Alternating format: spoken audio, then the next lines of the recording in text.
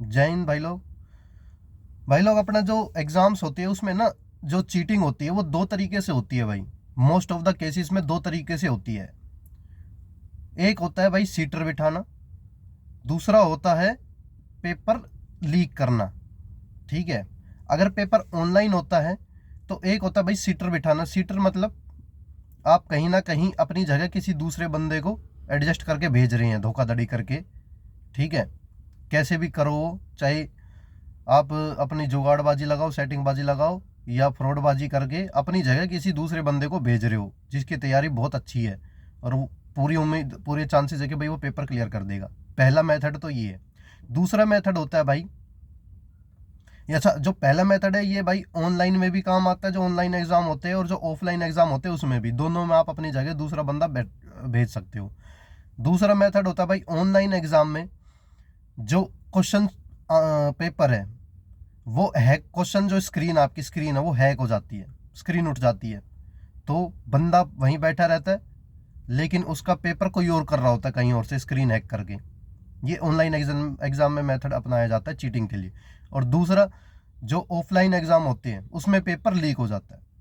तो भाई UP police constable में पेपर लीक हुआ है। ऑफलाइन पेपर होना था, पेपर जो 8 बजे शुरू होना था, 8:15 सारे ग्रुप्स में पेपर आने लग गए, आंसर्स आने लग गए उनके।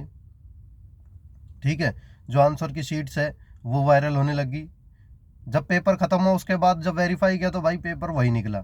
तो इसका मतलब यूपी पुलिस कांस्टेबल का पेपर हो गया लीक। इसके पीछे कौन है क्या नहीं है भाई, ऑफलाइन प्रिंटिंग प्रेस से जब प्रिंटिंग होके आते हैं ना, वहां से लेके स्कूल तक जब पहुंचते हैं, स्कूल में होते हैं सेंटर या कहीं भी होते हैं, वहां तक जब पहुंचते हैं, उसके बीच में जहां जहां होता है कहीं से भी लीक हो सकता है पेपर। सवाल ये खड़ा हो जाता है भाई कि 50 लाख उम्मीदवार, इंपॉर्टेंस देखो आप एग्जाम के, 50 लाख उम्मीदवार, 48 लाख बच्चे उसमें पेपर देने आ रहे हैं।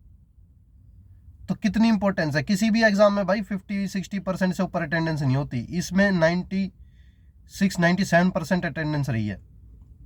तो आप देख लो कितने अपीयर हुए भाई, 48 लाख बच्चे, और 50 लाख प्लस ने फॉर्म भरा। तो कितनी इंपॉर्टेंस है। तो ये सरकार को बहुत ही सख्ताई रखनी चाहिए थी और काफ़ी अच्छी तरह पेपर कंडक्ट करवाना चाहिए था भाई। अब किसकी क्या गलती निकाले क्या नहीं निकाले भाई, एट द एंड बच्चों को तो नुकसान हो गया ना।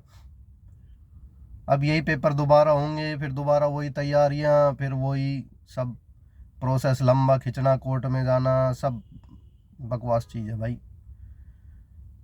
यही गुहार लगाएंगे भाई हम तो सरकार से कि पेपर जो है अब फटाफट ऑन टाइम कर दिया जाए और अच्छे से करवाया जाए। चाहे ऑनलाइन करवाए ऑफलाइन करवाए, लीक कम से कम हो, बहुत रेयर हो तो अच्छा है भाई, ना ही हो तो सबसे बढ़िया है, जो कि थोड़ा पॉसिबल कम ही है।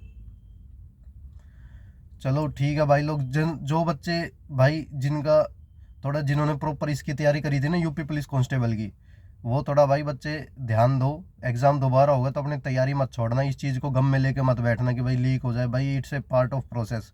कोई भी एग्ज़ाम होता है, गवर्नमेंट जॉब कोई भी एग्ज़ाम होता है भाई, वो leak, most of the paper leak होते हैं, दोबारा होते हैं, कोई कैंसिल होता है, कोई पोस्टपोन होता है। भाई एसएससी वालों से पूछो क्या होता था 2017 तक, कितना कुछ सहते थे लोग। तो इस चीज़ को दिल पे ना लें। ठीक है। इसको पार्ट ऑफ द प्रोसेस समझे, कोर्ट में जाना, पोस्टपोन होना, पार्ट ऑफ द प्रोसेस समझे और सोचो कि ऐसे ही जॉब लेनी है भाई। यही इसी तो स्ट्रगल कहते हैं भाई, और किसे कहते हैं। एसएससी में 5-5 साल बाद ज्वाइनिंग आती थी भाई। तो ये पार्ट ऑफ द प्रोसेस समझ लिया था बच्चों ने। तो इस चीज़ को भाई आप भी समझो, दुखद मत करो और तैयारी अपनी कंटिन्यू रखो। जय हिंद।